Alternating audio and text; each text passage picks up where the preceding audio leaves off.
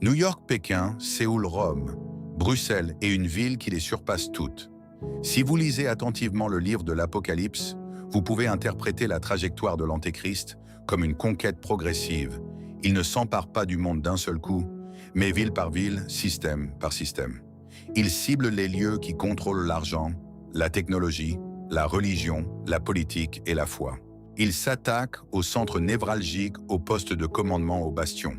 Et quand on observe le monde actuel, quand on voit quelles villes détiennent le plus de pouvoir, quelles villes dirigent les systèmes mondiaux, quelles villes construisent déjà l'infrastructure dont il aura besoin, un schéma commence à se dessiner. Un schéma qui correspond à ce que la Bible nous annonçait il y a des milliers d'années. New York, le centre nerveux financier mondial. Si vous voulez contrôler le monde, vous commencez par l'argent. Et si vous voulez contrôler l'argent, vous commencez par New York. Or, New York n'est pas seulement la capitale financière des États-Unis. C'est la capitale financière mondiale. Le New York Stock Exchange est la plus grande bourse du monde. Wall Street abrite les sièges sociaux de Goldman Sachs, J.P. Morgan Chase, Morgan Stanley et Citigroup. La Réserve fédérale de New York exécute la politique monétaire américaine et sert d'épine dorsale au système financier mondial. Mais voici ce qui rend New York si significative pour la fin des temps. Apocalypse 13-17 décrit un système où personne ne peut acheter ou vendre sans la marque de la bête. C'est un système de contrôle économique total.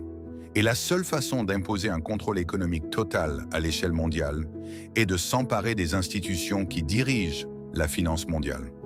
Ces institutions se trouvent dans un seul endroit, le sud de Manhattan.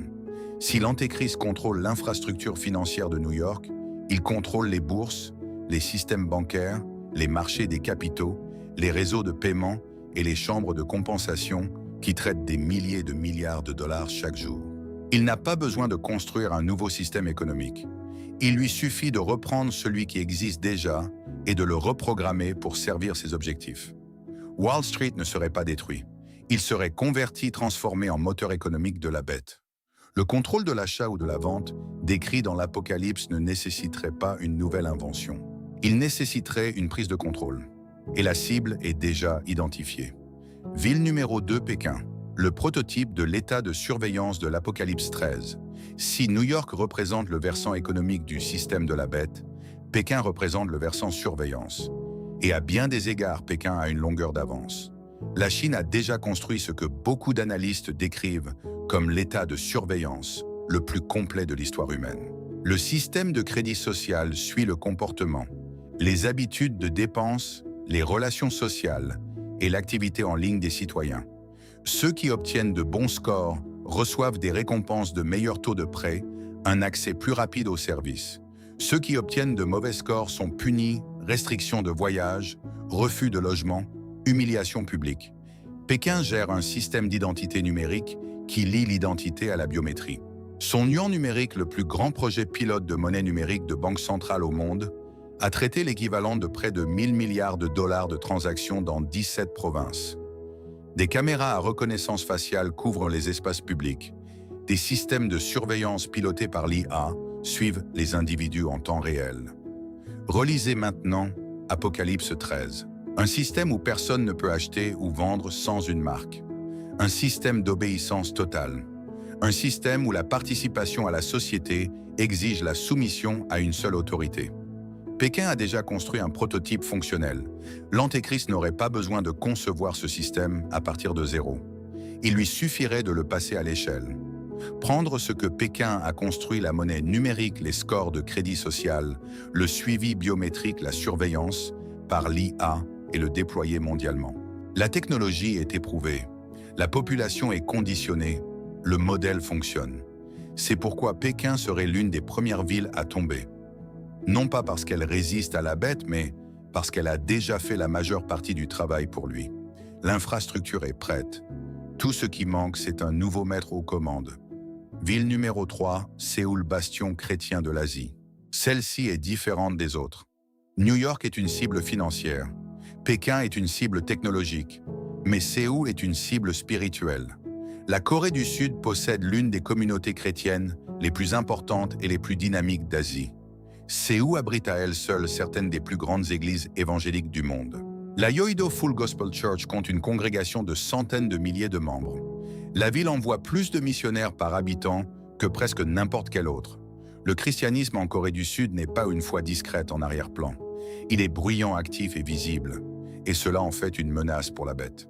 Le système de l'Antéchrist ne nécessite pas seulement une soumission politique. Il exige l'adoration. Apocalypse 13:8 dit que tous les habitants de la terre adoreront la bête.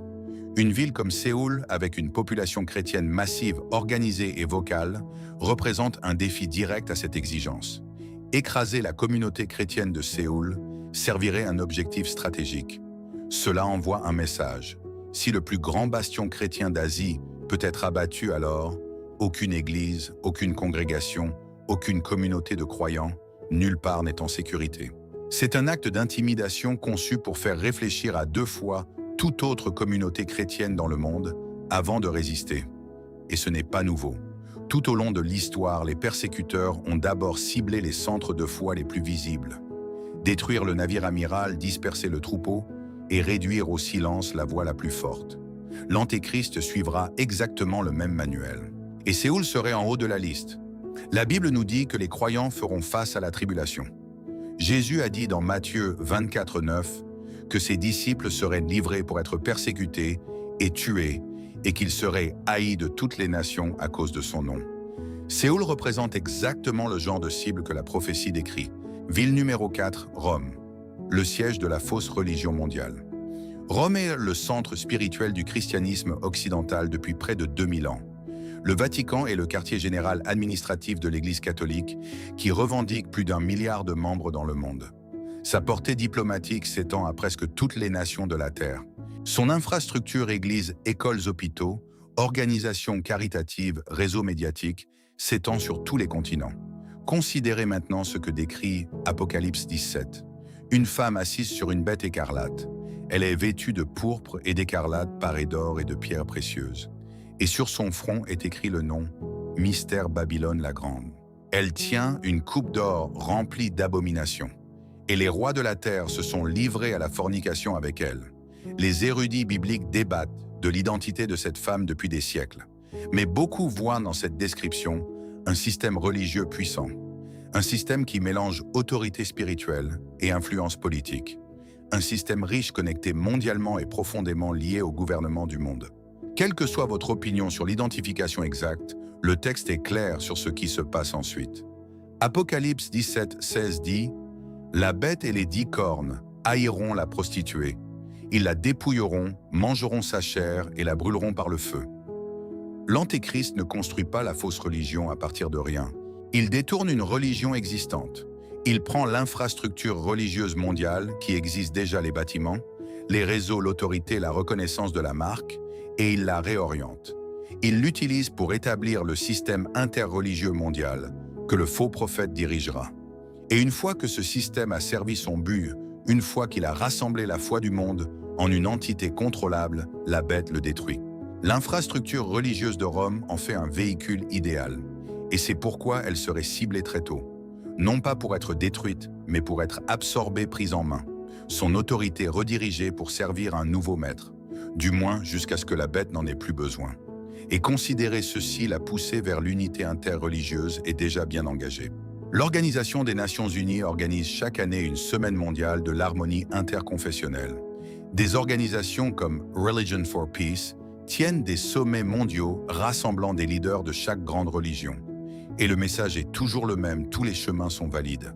La doctrine n'a pas d'importance. L'unité compte.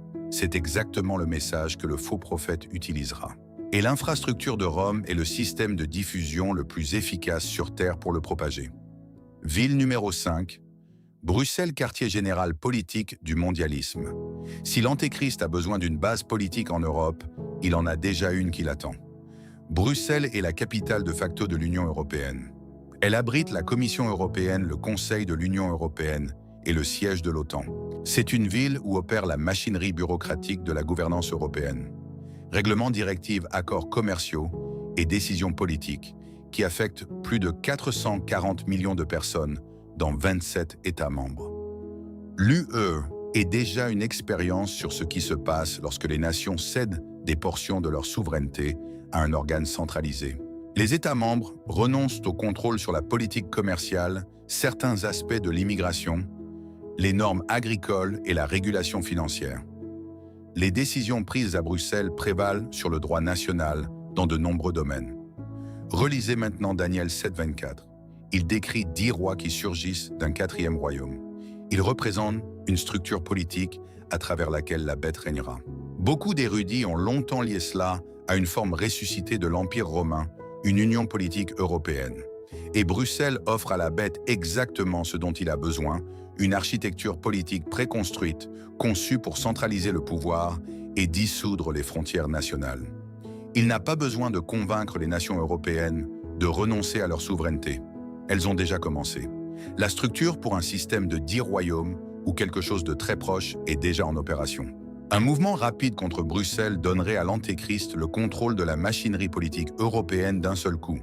Pas besoin de conquérir chaque nation individuellement, il suffit de prendre le centre et la structure fait le reste. Nous avons donc examiné 5 villes. New York pour la finance, Pékin pour la surveillance, Séoul pour la persécution, Rome pour la religion, Bruxelles pour la politique. Chacune est une pièce du puzzle. Chacune donne à l'Antéchrist le contrôle d'un domaine spécifique dont il a besoin pour diriger le monde. Mais aucune d'elles n'est la cible finale. Aucune d'elles n'est l'endroit où la bête plantera son drapeau et fera sa revendication ultime. Parce qu'il y a une ville qui compte plus que toutes les autres réunies. Une ville qui se situe à l'intersection de l'histoire de la prophétie de la politique et de l'adoration. Une ville que Dieu lui-même a choisie. Une ville que l'Antéchrist ne se contentera pas de contrôler, mais qu'il profanera. Cette ville est Jérusalem. Tout ce dont nous avons parlé, les systèmes financiers, les réseaux de surveillance, les alliances politiques, la fausse religion, tout cela sert un seul but. Tout n'est qu'infrastructure, des outils, un moyen pour parvenir à une fin. La fin est Jérusalem. Jérusalem n'est pas juste une ville, c'est la ville. C'est là qu'Abraham a offert Isaac. C'est là que Salomon a construit le premier temple. C'est là que Jésus a été crucifié et est ressuscité. C'est là que le Saint-Esprit est descendu à la Pentecôte. Et c'est là que, selon les prophètes, la bataille finale entre le bien et le mal aura lieu. Et la Bible est remarquablement précise sur ce qui s'y passera. Daniel 9, 27 parle d'un futur dirigeant qui confirmera une alliance pour 7 ans et la rompra à mi-parcours. Il mettra en place ce que Daniel appelle l'abomination de la désolation, un acte de profanation dans le temple lui-même. Et Jésus a fait référence à cela directement dans Matthieu 24, 15. C'est pourquoi lorsque vous verrez l'abomination de la désolation dont a parlé le prophète Daniel, établie en lieu saint, que celui qui lit fasse attention. Ce n'est pas symbolique. Jésus parlait d'un événement réel dans un lieu réel, le temple, le lieu saint Jérusalem. L'Apocalypse chapitre 13 nous révèle que la bête exigera l'adoration du monde entier. Mais où formulera-t-elle sa prétention ultime dans le temple reconstruit à Jérusalem? Son objectif ne se limite pas au pouvoir politique ou au contrôle économique. Il s'agit de s'asseoir à la place qui appartient à Dieu pour se proclamer Dieu lui-même. C'est ce qui distingue Jérusalem de toutes les autres capitales mondiales. New York lui offre la finance, Pékin, la technologie, Rome, la religion et Bruxelles, la politique. Mais seul Jérusalem lui offre ce qu'il convoite par-dessus tout, s'opposer à Dieu pour usurper son adoration. Zacharie 12,3 l'avait prédit. « En ce jour-là, je ferai de Jérusalem une pierre pesante pour tous les peuples. Tous ceux qui la soulèveront seront meurtris. » Regardez l'état actuel du monde. Quelle ville est plus disputée? Quel territoire génère autant de tensions diplomatiques, de résolutions onusiennes et de conflits militaires? Jérusalem est déjà la ville la plus convoitée de la terre, comme les Écritures l'avaient annoncé, et cette intensité ne fait que croître. Il est crucial de comprendre ceci, l'Antéchrist ne cible pas Jérusalem par opportunisme stratégique. Il le fait parce que quiconque contrôle Jérusalem assoit son autorité sur la foi, l'alliance et l'adoration elle-même. Ce n'est pas un objectif militaire, c'est un enjeu spirituel. C'est l'acte ultime de rébellion contre Dieu que de siéger dans sa demeure pour s'en approprier la gloire. C'est précisément ce que Daniel et l'Apocalypse nous annoncent. Des millions de personnes construisent des bunkers. Des chatbots d'IA font office de conseillers spirituels.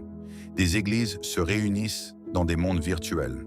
Les deepfakes sont si réalistes qu'ils deviennent indifférenciables de la réalité, tandis que l'ésotérisme est banalisé sous couvert de bien-être. Ce ne sont plus des phénomènes marginaux. Ils sont au cœur de notre quotidien. La plupart des chrétiens ignorent à quel point ils sont influencés. Aujourd'hui, nous allons examiner 8 points essentiels dont chaque croyant doit prendre conscience.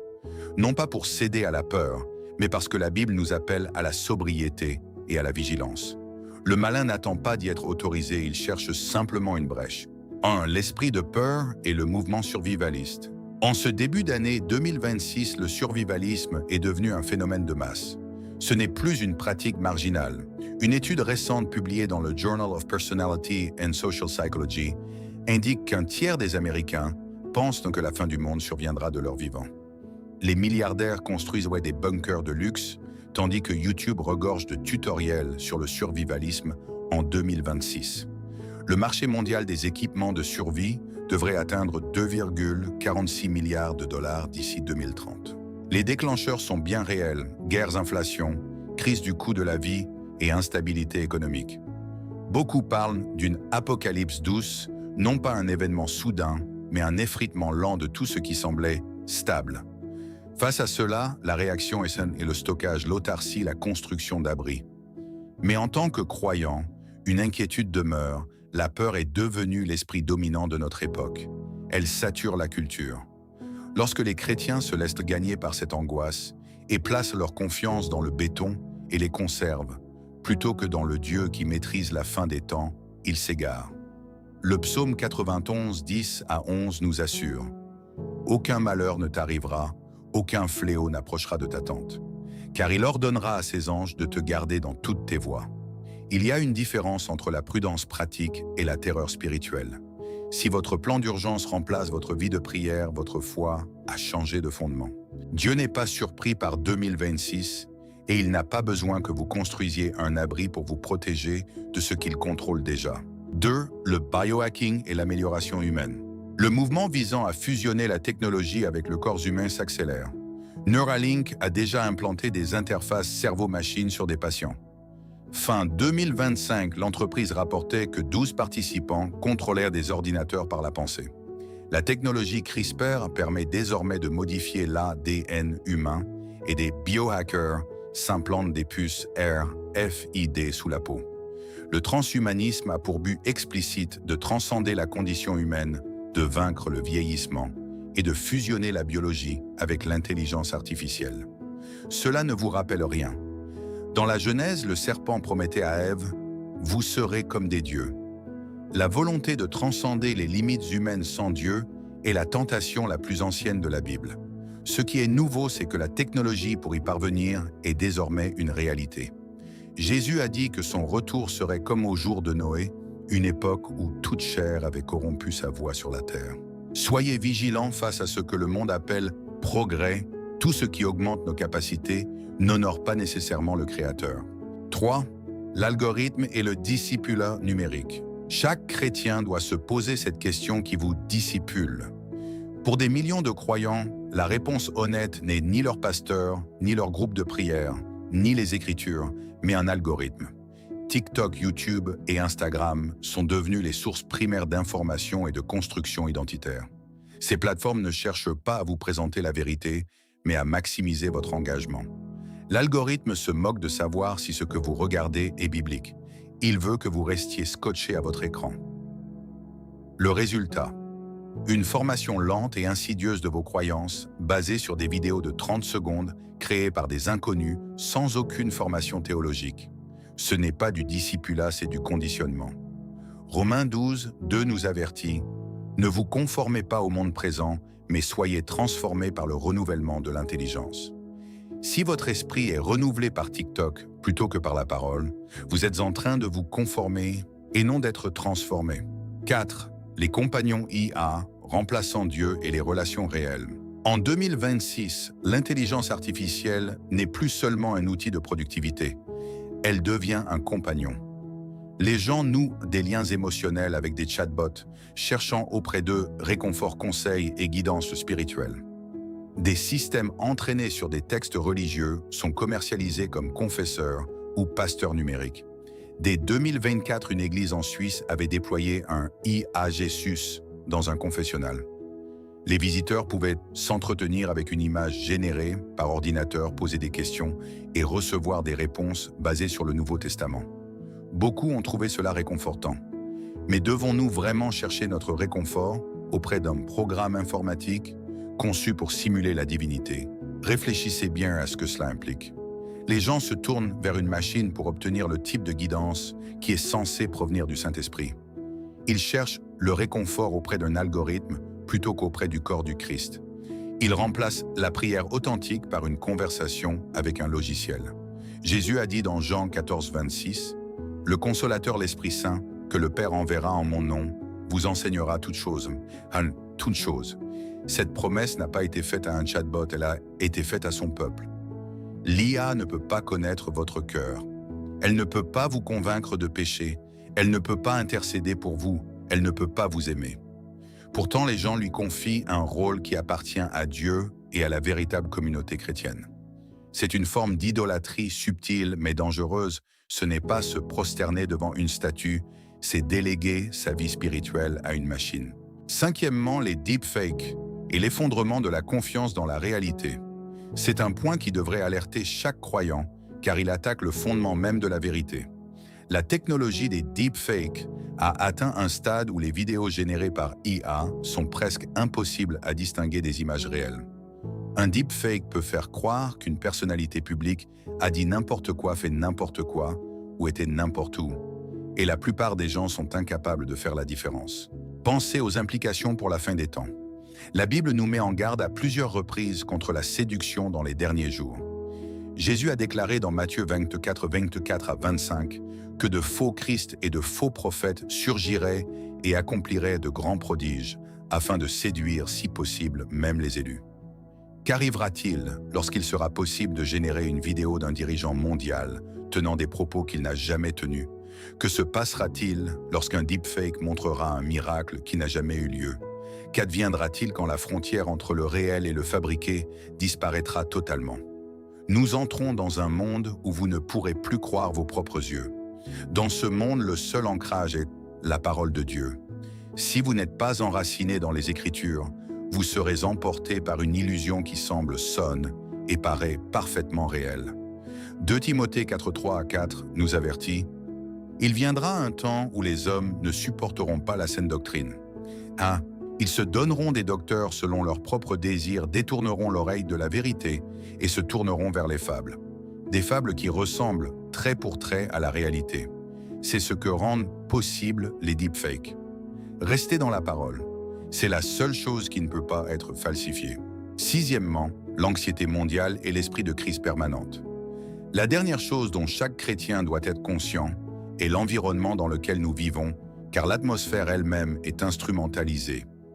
Guerres, instabilité économique, conflits géopolitiques, peurs liées au climat, perturbations causées par l'IA, coût de la vie, pandémie, polarisation politique. Ces crises ne surviennent plus une par une. Elles se superposent. Elles sont constantes et créent un état permanent de panique latente au sein de la population. Et cela compte car la peur rend les gens manipulables. Lorsqu'ils sont anxieux, les gens cessent de réfléchir clairement. Ils cherchent des solutions miracles, acceptent des choses qu'ils auraient normalement rejetées et suivent des leaders qu'ils auraient dû remettre en question. Ils sacrifient des libertés qu'ils auraient dû protéger. La Bible décrit les derniers jours comme une période où le cœur des hommes défaillira de frayeur à l'attente de ce qui surviendra sur la terre. Luc 20 et 1,26. Ce n'est pas une métaphore, c'est une description exacte de ce type d'anxiété continue qui définit l'année 2026. Voici le danger pour les croyants. Si vous baignez dans le même cycle médiatique, axé sur la peur que tout le monde, si vous consommez le même contenu alarmiste, si vous actualisez les mêmes gros titres apocalyptiques, votre esprit est façonné par l'anxiété et non par la paix de Dieu. 2 Timothée 1,7 dit « Car ce n'est pas un esprit de timidité ou de peur que Dieu nous a donné, mais un esprit de force, d'amour et de sagesse. » Donc si la peur est l'émotion dominante dans votre vie, en ce moment, elle ne vient pas de Dieu. Point final. Le cycle de crise permanente est réel. Les menaces sont réelles, mais l'esprit de peur est une arme et vous n'avez pas à la porter. Le diable en cette époque ne demande pas votre permission. Il cherche un accès. Un accès par votre écran, par votre casque, par votre peur, par l'influenceur bien-être que vous suivez, par l'algorithme qui vous alimente toute la journée. Proverbe 4,23 dit « Garde ton cœur plus que toute autre chose, car de lui viennent les sources de la vie. » Votre cœur, le siège de vos émotions, de votre volonté, de votre raisonnement et de votre conscience est l'arène. C'est le champ de bataille. Dieu veut être au centre, l'ennemi veut l'occuper, et votre propre volonté est constamment tiraillée dans différentes directions. Tout ce qui frappe à la porte de votre cœur ne devrait pas être autorisé à entrer. Pas chaque contenu, pas chaque technologie, pas chaque tendance culturelle, pas chaque pratique spirituelle que le monde qualifie d'inoffensive. La Bible nous dit d'être sobre, d'être vigilant, d'éprouver les esprits, de retenir ce qui est bon et de garder ce qui nous a été confié. Ce n'est pas de la peur, c'est de la sagesse. 1 Pierre 5,8 dit « Soyez sobre, veillez. Votre adversaire le diable rôde comme un lion rugissant, cherchant qui il dévorera. Il ne patiente pas, il est actif. Et les outils dont il dispose en 2026 sont plus sophistiqués que tout ce que les générations précédentes ont affronté. Mais la puissance qui est en vous est bien plus grande encore. Restez donc dans la parole, restez dans la prière, restez dans une vraie communauté avec de vrais croyants. Ne laissez pas l'esprit de ce siècle remplacer l'esprit de Dieu dans votre vie. Si cela vous a ouvert les yeux, partagez ce message avec quelqu'un qui a besoin de l'entendre. Abonnez-vous pour ne pas manquer la suite. Et souvenez-vous, celui qui est en vous est plus grand que celui qui est dans le monde.